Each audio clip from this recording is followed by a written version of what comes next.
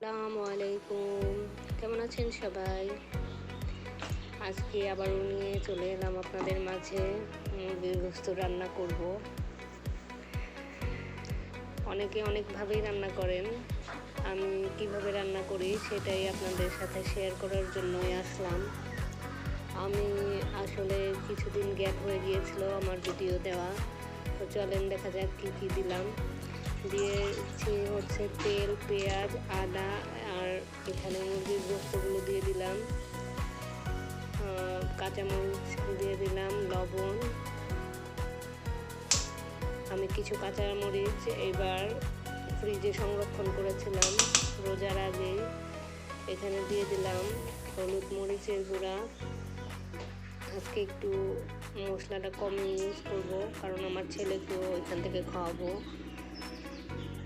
দারচিনি, এলাচি দিয়ে দিলাম। এখন বাইরে রান্না করতে চলে এসে পড়েছে। মাটির চুলা রান্নাটা আসলে খেতে বেশ ভালোই লাগে।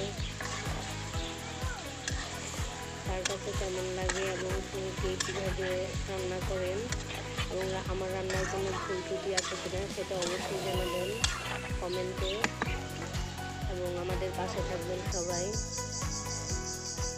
এখন একটু ঝোল দিয়ে দিব, পানি দিয়ে দিলাম।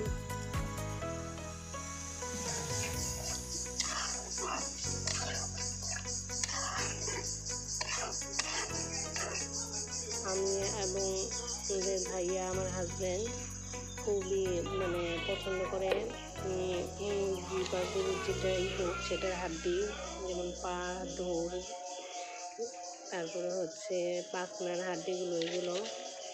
এই যে আমার ফাইনাল লুক তরকারি। তো অবশ্যই সবাই কমেন্টে জানাবেন কেমন লাগলো। আসসালামু আলাইকুম।